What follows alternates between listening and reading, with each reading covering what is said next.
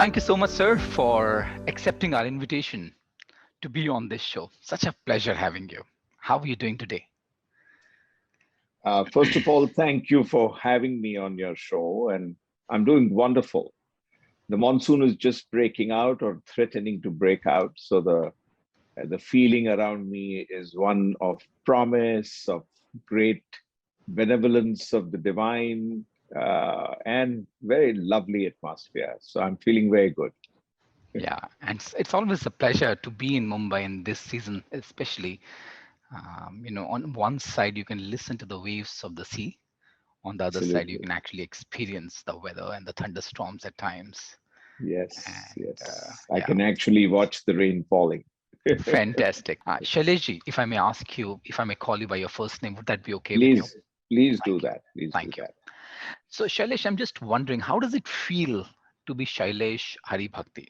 Now, let me just give you the context of that.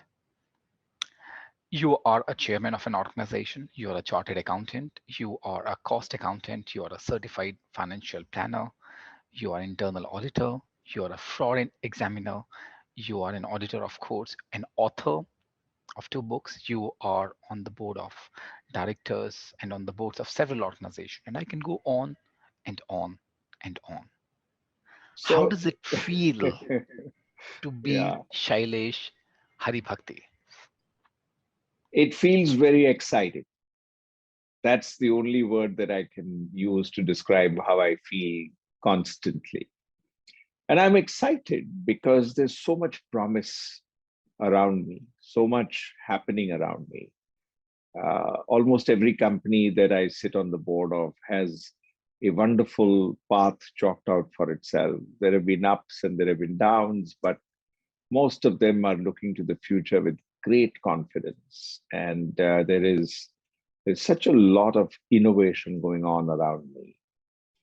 But the biggest excitement for me is because the world has finally come to accept that we need to focus our minds on sustainability, on making the planet ready for our grandchildren.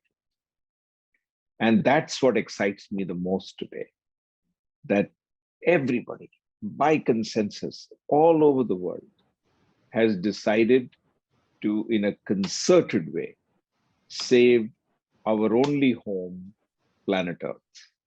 To me, that is the most exciting part of everything that I do, because it goes into my boards, it goes into my work, it goes everywhere.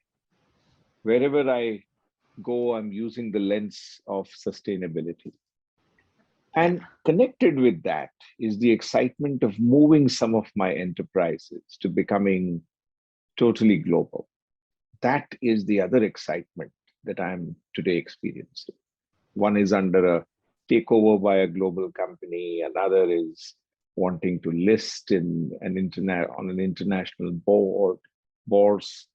A third is seeking to shift its headquarters to the US. A fourth is seeking a merger with a company in Singapore. So that's the excitement. Yeah. Yeah. I just loved it when you use the word, there's so much of promise around me. With that comes a lot of responsibility.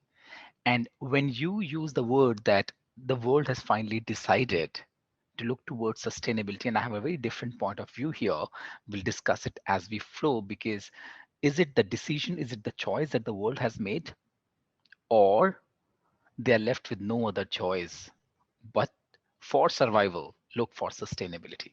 That's another conversation that we would have as we Sure. move in this conversation. But would love to hear your views. I'm sure when you're using the words like the world has finally decided, I'm sure there is a merit to why you are saying what you're saying. So Yes. here we move to the next question. Shailesh, I'm a firm believer that the social narrative in which a child is born into makes a huge difference in the way he or she makes sense of the world. Just Absolutely. curious, what's the social context? What's the social narrative that you are born into? So there are three components of the social narrative I was born into. Hmm. My father was an exceptional personality, giant of a man.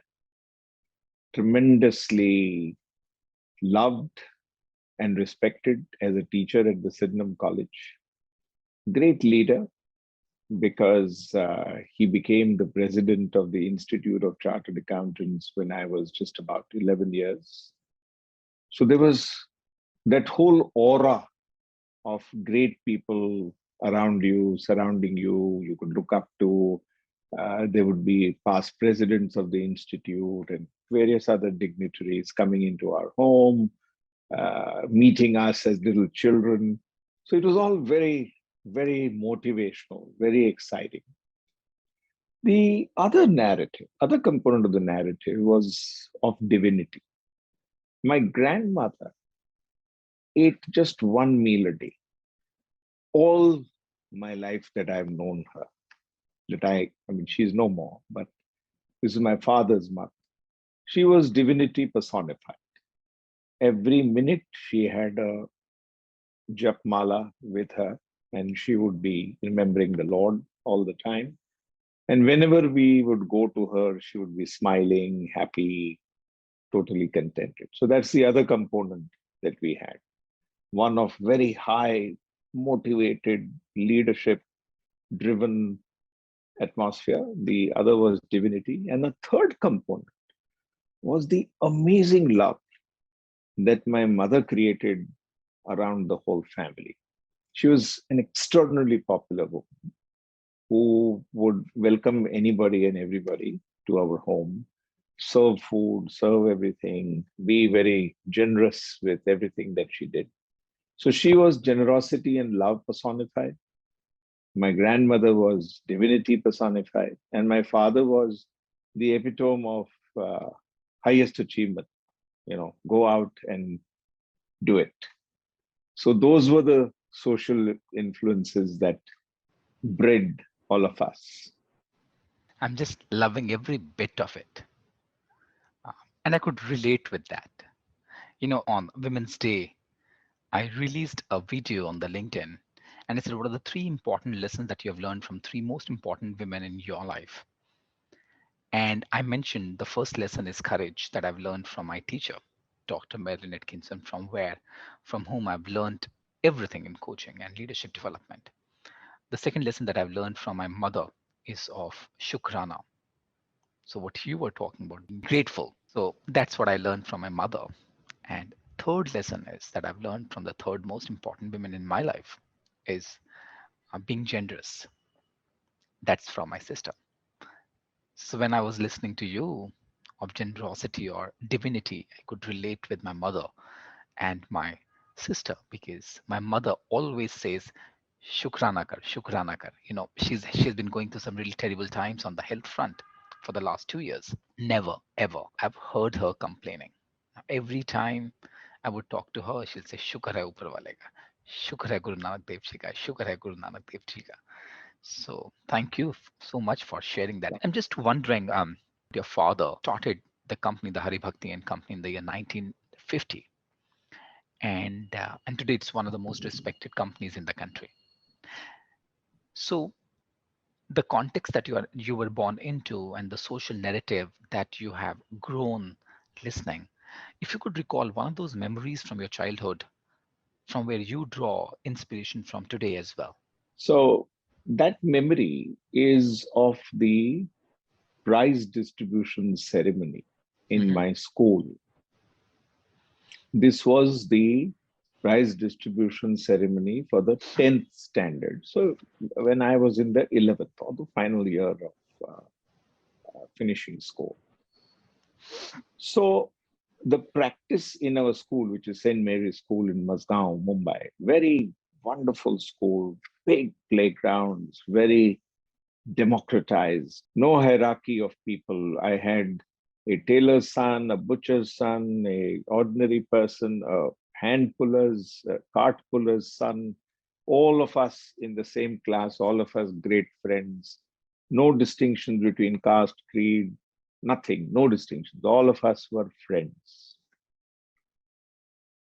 And this was an invitation to my parents to actually be present at that ceremony because it turned out that I had won the highest number of prizes, and almost every subject the prize went to me. And they were there to be present to witness the prize distribution ceremony.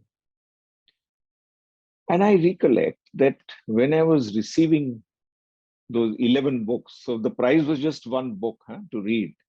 So 3 or 4 big things happened to me. One is that I should become a lifelong learner.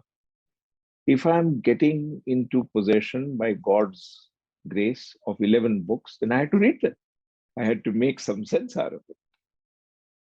The second one was that I felt that at this stage, if this happens to me, then there is so much more expectation that is going to be built up. And therefore, make sure that as you go forward in life, you maintain that that fulfillment of expectations, mostly from yourself, because it has to be self-motivation. If you're not motivated from within, nothing will happen. So cut to 2021, and I spent 1,500 hours unlearning, relearning, self-learning on subjects of spirituality, technology, and sustainability. So I spent 1,500 hours in doing this. I got my final, the last degree that you see in my bio, the GCBD, which is, I finished a 12 session course of competent boards and got recognized as a director who is ready for dealing with ESG, which is another term for sustainability, if you like. Hmm. So that was the other thing that kept coming in front of me, that you need to fulfill, you need to be a continuous learner. So I've kept that. But the biggest thing that taught me was that you need to be continuously reinventing yourself. You cannot be the same person you were forever, because then it's just repeating the same thing over and over and over again. So I've reinvented myself virtually every 3 to 5 years. Yeah. Began with something, and where I am today is very, very different. I had no knowledge of science, but the book that I enjoyed most in the last whole year is a book called Physics of God. Connected quantum physics, and it connected spirituality and multiverses and the migration of souls, and it connects everything through science. And I understand that, as you mentioned, you spoke about lifelong learner you are, and that is so visible in everything that you've been doing. And you also mentioned about reinventing yourself.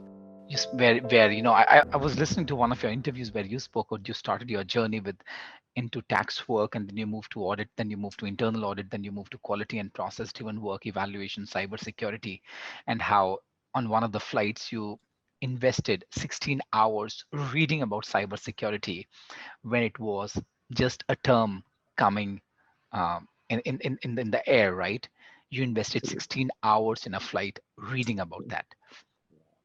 Yeah, absolutely. You spoke about a book called The God.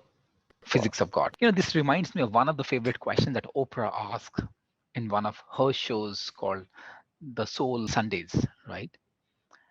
And she says that's a big question for you. And here's a big question for you. What, according to you, is God? So to me, and I'm borrowing from this book, it's truly a energy verse. It is the original energy which keeps the entire universe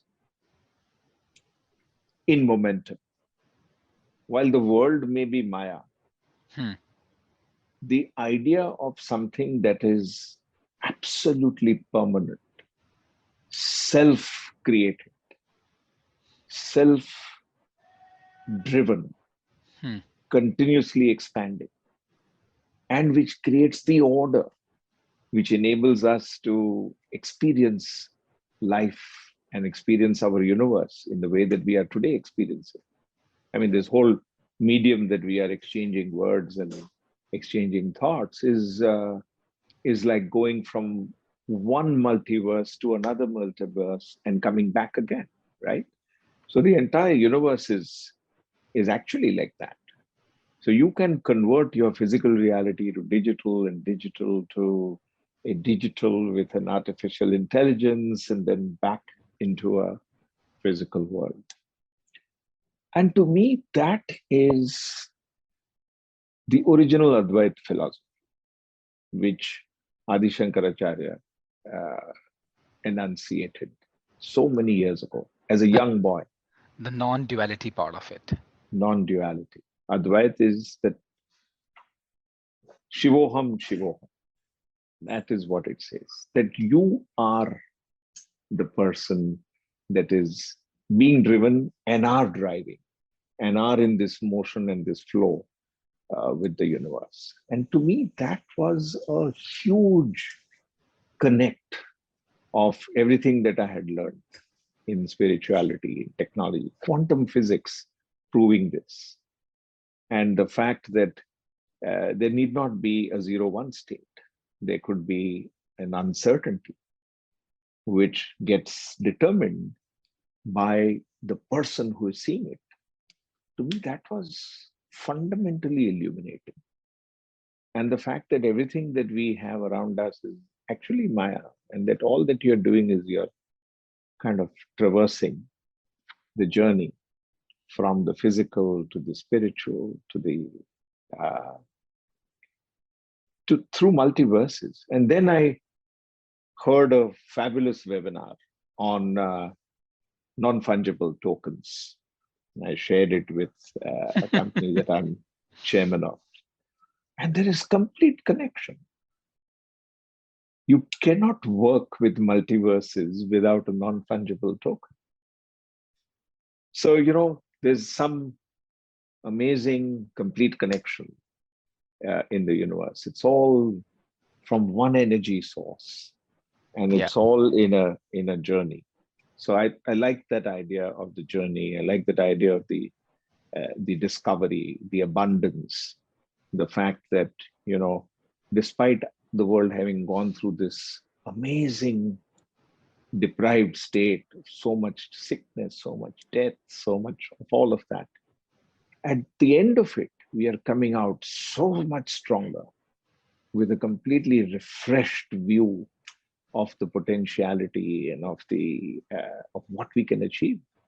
And you will see that the acceleration that this 1.5 years has generated is of a kind that we have never seen in the past.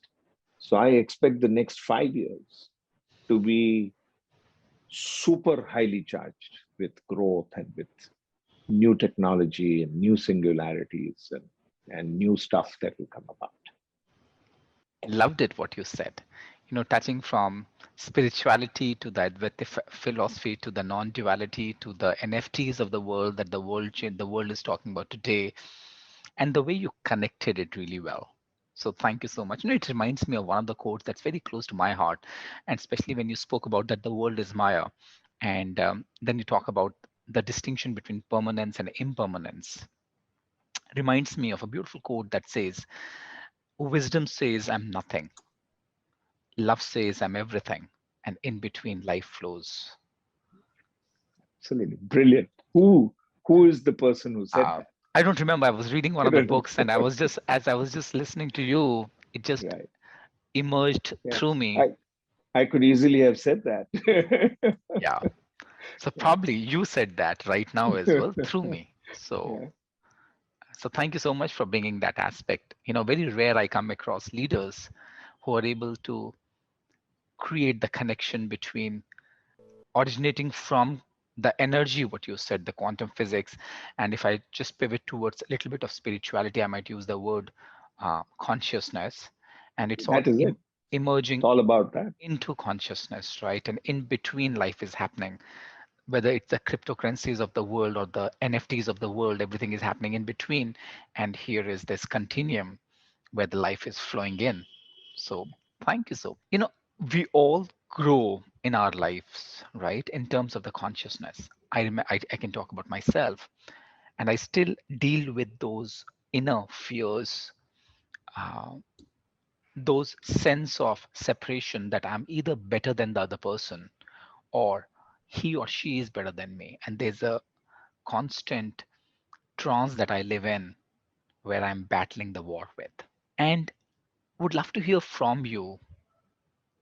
What shifts have you noticed in Shailesh of 21 years when he finished his CA and the Shailesh who stood as the chairman of a company? So, I mean, if you were to draw comparisons and how Shailesh has evolved in his ways of looking at the world, the way he responds to situation, and the way he shows up for the world. So, what are those? Dis- Fantastic question. Fantastic question. Very deep question. So let me say that when I was 21, I was very competitive. I wanted to win every mandate. I wanted to win uh, over any challenge that came up before me. So I was very driven. I would take the opportunity to go and present wherever there was a chance. Uh, by God's grace, I was selected to participate in for 1 year, I worked for Arthur Young and Company in Chicago. So before they allowed anybody to get onto any work, they had a 14-day, very rigorous program, which was very competitive. And the prize at the end of that program was whoever came on out top would get the audit of McDonald's. So I wanted to get there. Aim So I for that. remember, so I aimed for that and I got it. So my first audit was McDonald's Corporation in Chicago. So I worked in the Oak Brook, Illinois headquarters of McDonald's as an auditor, and I saw how a large company actually operates right from the headquarters. So I was very driven and I was very competitive, very much wanting to get the better of everybody and everything. Today, when I see myself, I have no such competitive impulses. Today, my impulse more is how can I bring more people? How can I include more people? How can I be fully fair? How can I be more distributive in everything that I do, what I earn, what I learn? How do I spread it? So the instinct is exactly reverse of what it was at age 21. It is of giving away. And the emotion at the end of it is that all my jealousies have been converted to admiration.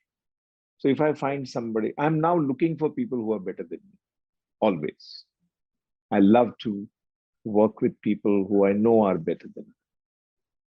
So I choose such people who I know are driven like I was at age 21 or 31 or even maybe 40. Because it is their energy that I can now leverage for the world. And I just need to be sharing and I leave it to them. So I've never imposed on anybody. I'm a very hands off person. I never even guided my children about what they should take up as their choices in life. They figured everything out themselves. And that's the way that I wanted it.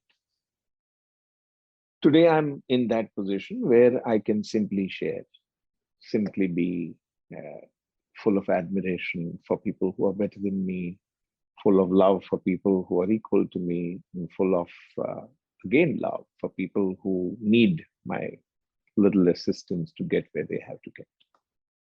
So that's the difference. Yeah. And um, is there any defining moment that started to bring this shift in your life? Because one hand you're talking about from being competitive, from being driven to being more inclusive, more fair, more distributive, more giving away from jealousy to admiration, right? Moving towards how you can love and work with people who are driven as probably you were in your 20s, 30s, and 40s, so that you can leverage their energy as well to spread goodness and love in the world. So, if you could recall a couple of defining moments that start to bring these shifts in your life. Fabulous question, Gaurav. I think the two things that made this shift is when I finally gave up uh, the idea that I should drive my firm. That was a defining moment for me.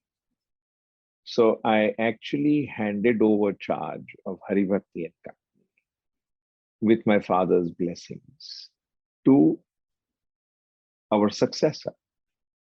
That was a defining moment. That's when I said, I now need to reinvent myself and I need to make more sense. So I'm now more interested in audit quality.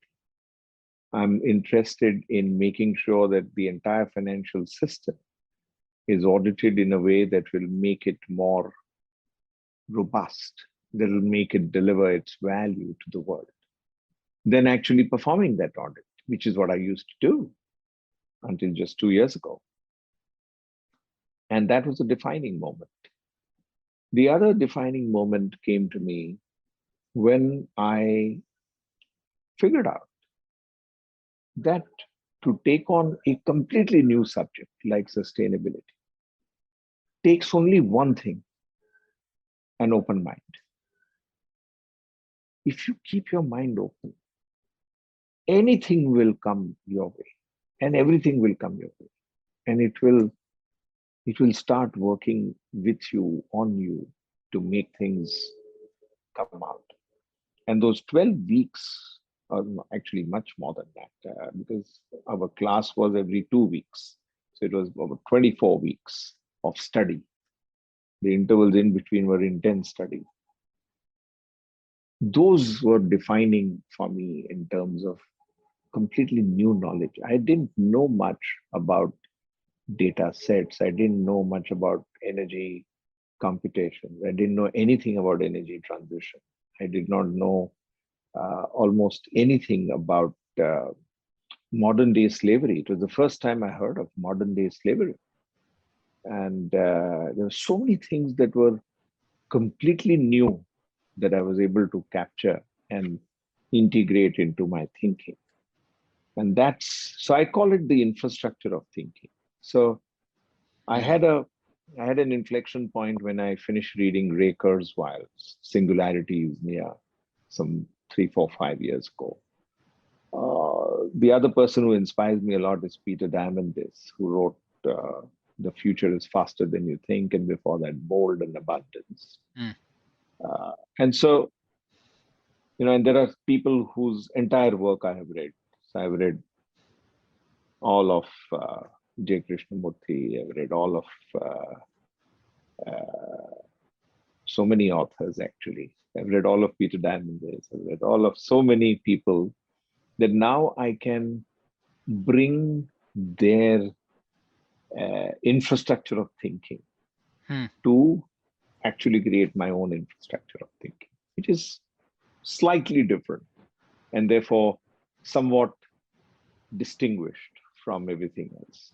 And now that is the uniqueness that I'm building on and seeking and trying to deliver through all the work that I'm doing.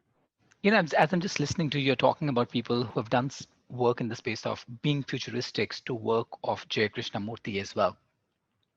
So, what's the common theme that is emerging for you if you were to pick up a common thread, as you're saying that creating my own infrastructure of thinking? So, what's the common theme for you? The common thing is that I should feel inspired. So I feel inspired by Jaggi Vasudev. I feel inspired by Sri Sriji. I feel inspired by Pramukh Swami. I feel inspired by uh, Shankaracharya, who I had the privilege of inviting and requesting him to speak on a subject that you will not believe: non-performing assets of banks.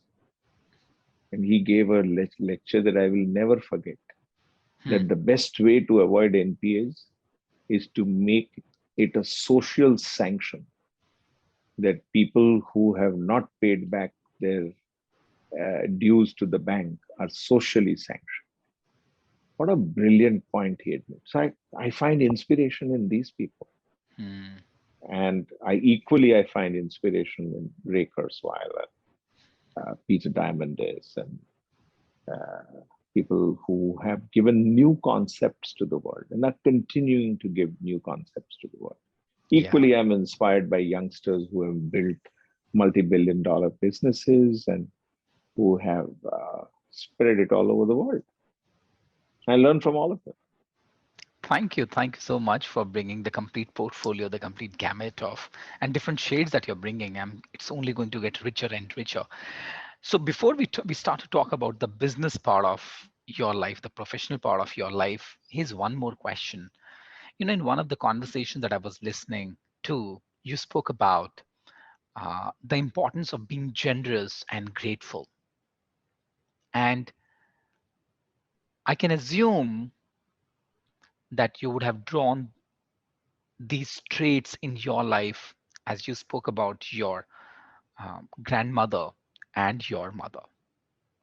I'm just curious, what do you think? What's the law that supports, or what's the universal law behind these traits? I think it's the law of continuity, assured continuity. You know, uh, it's obvious that none of us are going to take away whatever we possess today uh, once we are no more, and we are never going to need it. And therefore, it is far superior to do whatever you can today than wait for it to either go to somebody else and make that person responsible for doing what you might have done.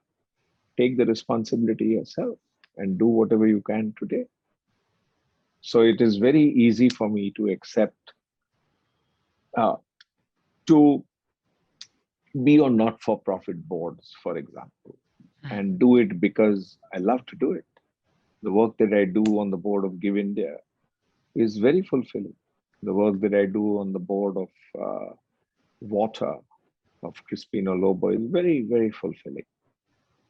The support that I give to Cuddles is very fulfilling to me. So I just do all of that because there's nothing that I'm going to take away. And in my Rotary, I was very supportive of many causes. I was the president of my Rotary Club some 7, 8 years ago. So there I did something. I tried a very unique experiment of having 50% of the board as women. And each one of the women who came onto the board went on to become president of the Rotary Club. So that's very fulfilling to make sure that I can give a little bit of support to inclusion, a little bit of support to diversity, a little bit of support to making sure that we create a somewhat better world. Hmm. That's the universal law, actually, that's driving all of us. Yeah. And I'm just wondering, how would the world be in case we all start to live from that space that there's nothing, absolutely nothing that we are going to take away from this world? And what if we all are willing to pave the path to the next generation and be grateful for those giants on whose shoulders we are standing on? Absolutely. The world would be We a are very different place. completely. And it is emerging like that. There is no other trajectory that the world can have, in my Hmm. view. That's my very closely held personal view. That we all stand on the shoulders of giants and we all have the responsibility to make the difference. And today that responsibility emerges because we need to collaborate. Precisely. And we know that we can't do it all by ourselves. It has to be done through collaboration. In one of the conversations, Dalai Lama was asked, Mr. Lama, how do you feel when you see so much of hatred, so much of anger, so much of frustration in the world? And His Holiness Dalai Lama smiled in his own ways of childlike smile and the giggles that he has. He said, no. In fact, I personally feel that this work is required more than ever before. I don't feel sad that there's so much of hatred and the work is not working. Rather, every such episode gives me an evidence that the world requires this work more than ever before. Absolutely. He's such an inspirational man. I've met him only once, and I've had the unique pleasure of personally asking him a question, and he answered it beautifully. He talked about the custody of all the old wisdom and all the old records and all of that, and how the Buddhist uh, line felt that knowledge was something they needed to keep in custody and hand over generation after generation. I cannot forget that interaction I had with him. But he's so right. I think the minute you see something not going too well, that becomes an opportunity. It's all a point of view, right? Hmm. It's all about that. It's completely a point of view. You can see the same thing as negative, which you see as vastly positive, great potentiality, great opportunity. Thank you. So, Shailesh, let me just welcome you to the section two of this conversation where I'm going to ask you questions, and without thinking, you just have to shoot in a word Sure, or a sentence at the max. And so sure. here we go. It's a rapid question answer round. The first question for you is the most inspiring business leader, Uh, Anand Mahindra, something you miss the most from your childhood, uh, my teachers. your favorite book, The singularity is near. an alternate career choice for you. A singer. Do you sing as I well? do. Ah, Well, would love to hear I don't. from you as we move on. Your role model. Today, my role model is actually our Prime Minister. He's handling the toughest part of his life today. Yeah. Your favorite holiday destination.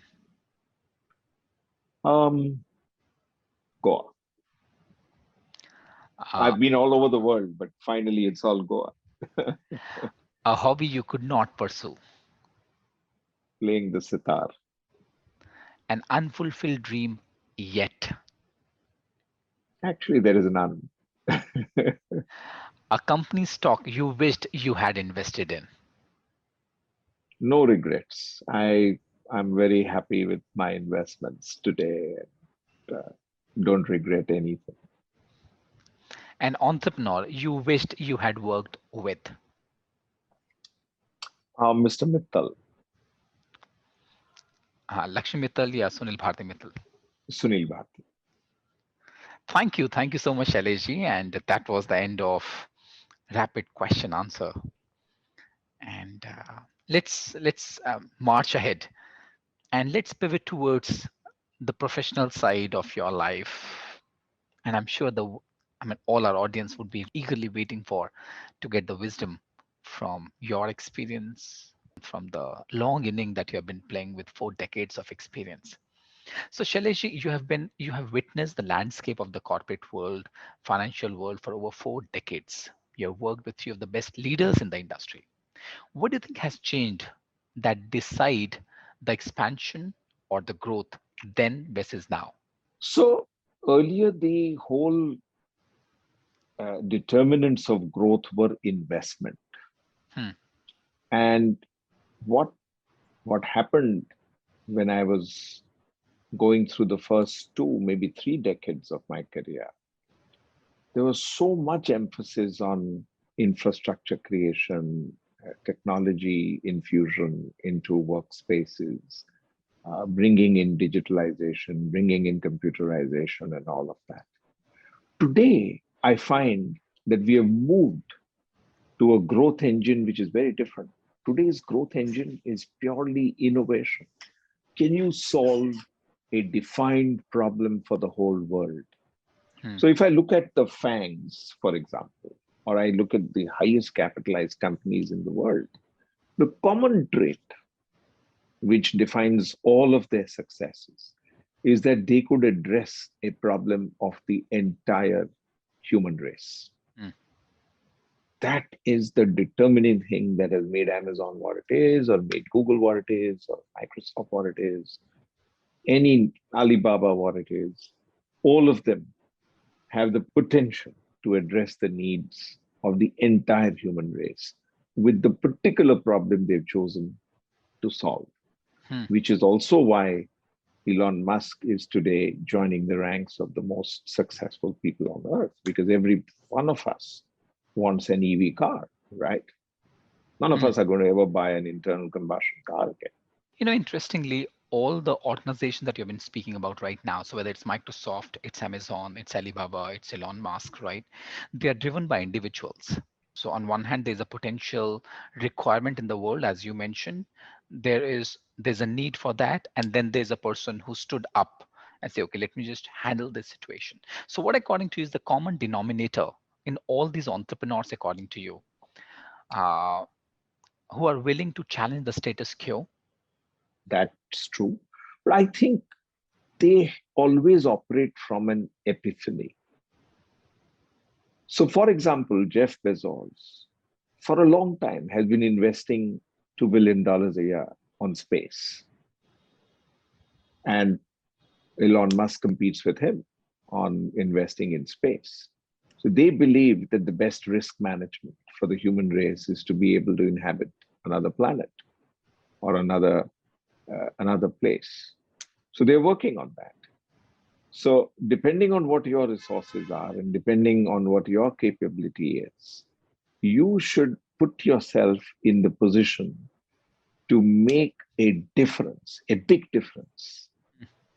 And if you have that trait, then you succeed. If you are able to do things at scale, with speed, and with complete efficiency. So it Mm. cannot be left to chance. None of these people leave things to chance. What they do moves in a way that it seems automated. So scale, speed, and efficiency. And that's a genre of the entrepreneurs who are actually driving the humanity to a next level, right? And Absolutely. it's actually, if you look at Elon Musk, single-handedly, he is pushing the humanity to a very different orbit altogether. Completely. And I think that's what stewardship is all about. You are on several boards as well. So, what, according to you, is the number one trait which is just a must for an individual to serve at the senior management? You have to acquire the ability to be a servant leader. It Hmm. is very important to juxtapose those two words. You have to be a servant and a leader. So in your role as a servant, you need to be humble, you need to be inclusive, you need to be listening, you need to be uh, generous, you need to permit people to make mistakes. All of that is your role as a servant. Your leadership role is the role that enables you to inspire, that enables you to put things together, to find patterns, to recognize patterns, to share, to communicate, to actually write in a way that inspires people, to speak in a way that brings people together. These are all extremely important traits of a servant leader. Hmm. And to Hmm. me, it is the servant leader who emerges at the top. You look at all the storied CEOs of India. Hmm. They're all servant leaders. Anand Mahindra, uh, Hindustan Beaver's CEO, Sanjeev, or you take the chairperson of Nestle, or you take the Mr. Khara of State Bank of India, or you take all of them have these traits. Hmm. Hmm. Yeah, this is really interesting because on one hand, we are talking about stewardship that can actually move the planet to a next level. But when we are talking about the top management or the top leadership, we are talking about operating from a space of servant leadership, whether we are talking about being more generous or listening to the other person or being more fair. You know, while leading a team or running an organization, and you are on so many boards, you are running your own organization as well. So, how do you ensure that there is enough streak of competitiveness and a strong foundation of collaboration in the culture? Fantastic question. I think that ability to compete arises from your ability to innovate and to find a niche or a path that is unique, Hmm. sustainable, and will keep expanding and growing without hurting others. So you see all the big success stories of today's world. Hmm. Name any one of them. They've not become success stories because they displaced somebody else. They became success stories because their innovation expanded to cover the needs of the human race. And people found their service to be extraordinary. And that is why they won the business. And that's why they are so successful. Hmm. Thank you for bringing that. Not the term, the word which is coming to me is fractal. And I'll tell you why. Absolutely. Because when I asked you, what shifts have you observed in yourself from 21-year-old Shailesh to where you are today, you spoke about from a space of being competitiveness to get into the space of collaboration, uh, to love, to how can I be more inclusive? That's an individual one. And when you're talking about organization, you spoke about that how an organization can find its unique offering.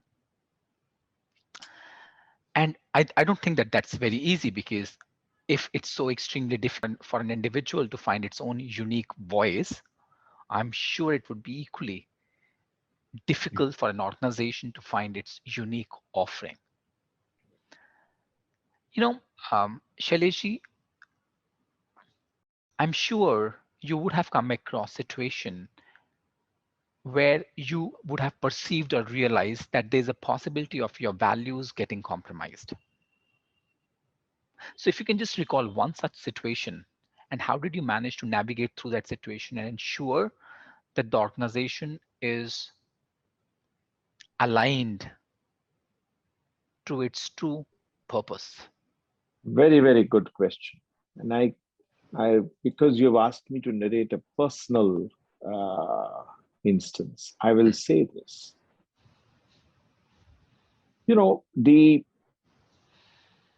It's very easy to get tempted to do a major tax planning kind of exercise, which will temporarily get you a lesser tax obligation. Hmm.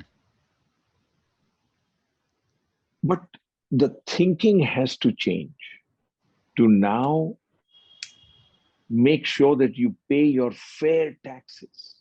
That has become the new mantra on all the boards because we have realized that just as there is a whole body of people who are swinging you to the side of reducing your tax obligation, there's a whole body of very competent people who are making sure that everybody pays their fair tax. And as a board and as a leader, you have to choose the camp you want to be in. And Hmm. that's where your norms and your principles will drive you. Hmm. So I'm going to speak to 25 leaders next week on the whole subject of the board's role in taxes and in employee related remuneration and Hmm. connected issues. And this is the theme that I'm going to expand on. Hmm. You see what has happened in the world. BEPS has become a reality.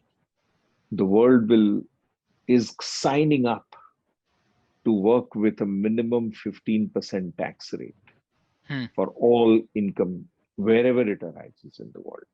Hmm. And so what this will do is it will stop the zero tax status of many of the large multinationals. Now, this is what teaches me that it is better to have an enlightened view, Hmm.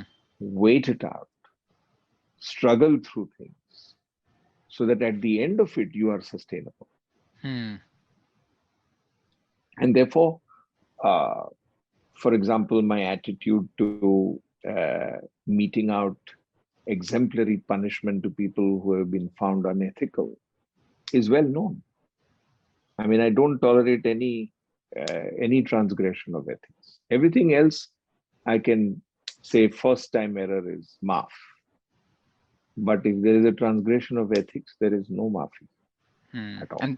And that's where you've always been a evangelist for, apart from of course sustainability, you've been an evangelist for good governance. Absolutely. Yeah. It's very important that we adopt this, particularly, and I must say that I was particularly fortunate because of my father's physical and financial infrastructure that he created around me, Hmm. Hmm. that I never needed to go into bylanes. Yeah. And maybe not too many people are that fortunate, but I would love to create a world where people feel that they don't need to go into bylanes, and that by system and process and Hmm. queuing up and actually doing your duty, you can win big. That Precisely. is that is really very motivational for And I me. think that's where the board plays an extremely important role.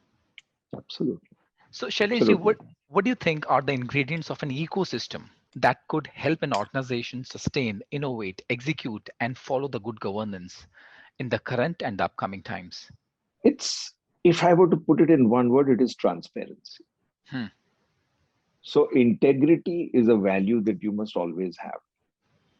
But if you are transparent about what you're doing and what you are aiming for and where you want to reach and how you want to reach there, then that gives everybody a sense of purpose. And after that, it has to be accountability. The Hmm. biggest problem today that many components of our ecosystem face is that people don't want to be in the path of accountability. Hmm. They shy away from accountability. So the tripod has to be integrity, transparency, and And accountability. accountability. Wow. If you have all these three, then you create the infrastructure for a better world. So you said integrity, transparency, and accountability, right? Accountability. Hmm. Absolutely. And I think if we can have these three in our family lives as well, I think that even the personal life would be so beautiful. Absolutely. Absolutely. It's all about Uh, communication. So, Shailesh, I'm sure because of the kind of work that you do, the kind of command that you have in the industry, the kind of good work that you've been able to do in the last 4 decades, uh, you would have come across people who would seek your advice very often. Yeah. On the other hand, in fact, I'm not going to ask you what advice would you have for people because there are so many interviews that you have already given advice. I'm just wondering what's the best advice that you have received as an individual, as a Brilliant. professional? I'll tell you the best advice I've received is invest in yourself. Hmm. Always invest in yourself. There is no ROI better than the ROI on investing in yourself. And I feel that today that has been the best advice I've ever got. And because I have kind of integrated it into my life, it has served me very, very well. I've invested in myself. I would go to the most expensive seminars in the world. I would go to the most difficult courses. I would do anything, buy all the books that I need to buy. I've got libraries all over the place. So that's it. Invest in yourself. That's Hmm. the best advice I've got. And it stayed with me that the best investment is actually the investment you made in your own education, in your own unlearning, relearning, and making sure that you are a different person every 2 or 3 years. It so much resonates. I was in one of those conversations, as you said, that it just emerged in one of those conversations where there was a discussion going on between two people, and one person asked the other person, "What do you think? Which is the richest place on earth?" And the other person responded, "Is it possibly the diamond mines or the gold mines or the coal mines?" And the first person, he said, "No, you're wrong. I think the richest place on earth is graveyard." I said, Yeah. "Why do you say so?" He said, Oh, "Because there are so many people who left the world with those unsung songs in their heart that would help how them lovely. earn millions." How And lovely. as I'm just listening to you, if we continue to invest on ourselves, we can actually create everything possible. Absolutely. Yeah. I'm a great believer in this. Shailesh, you know, today you have everything possibly that a person can ask for, right? Now, let's assume if today everything is taken away from you, including your name, your fame, your wealth, designation, money, contacts, everything, I mean, everything, how would you define yourself? I would define myself as um, an atom. An atom is is going to react and act based on the energy that it receives from wherever, from whatever source.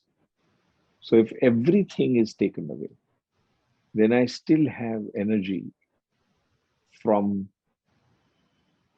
wherever that energy is actually getting created, because there is no stopping the creation of energy. Hmm, Nothing, no force in the world can stop the creation of energy, because that is fundamental hmm, to existence, and it is fundamental to consciousness. So long as you are existing and you are conscious, there will be an energy source that you can dip into.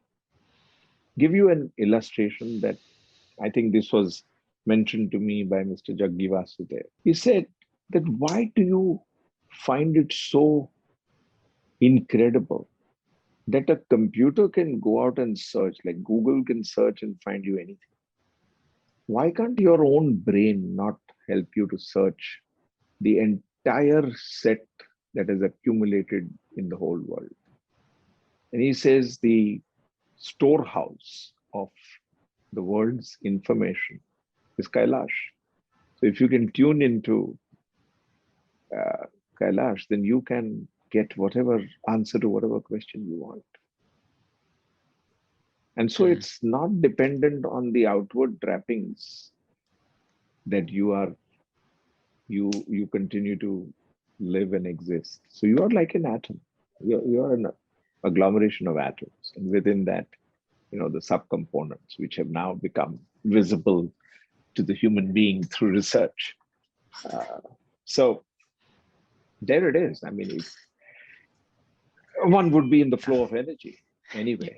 in just one shot, you have shifted my view of looking at you from an accomplished individual to the potential that you carry, right? From this is what Mr. Shailesh has accomplished in this universe to what all is available for him to accomplish, Yeah, right? absolutely. So that's the shift that I can actually observe within my own self as I'm listening to you. So, sir, as we are just about to conclude this conversation, a song that comes to your mind, अगर आप थोड़ा सा गुनगुना दें तो. Well गुनगुनाना तो नहीं, लेकिन उसके लफ्ज बहुत बढ़िया है जी हाँ. कि कहीं दूर जब दिन ढल जाए. That is one of my favorite songs. That it's about that part of life where you are totally contemplative and you have given up your everything to the universe, and you are reflecting about yourself as being in the flow. And that's what keeps making me go back to that song. Uh, and it's a wonderful, magical. Mukesh was my favorite singer, has been, is today. Hmm. And so uh, that's where my soft corner is. He used to come to our house because he was a friend of dad. So once in a while he would come, and even he's just calling out to his daughter. was musical. Sure. So, shukran, sir. Shukran is the word which is coming to me. Thank you so much for being so generous and so open in your sharing. Thank you. Thank you, Gaurav. It was a pleasure talking to you. Thank you Really so deeply much. grateful. Thank you.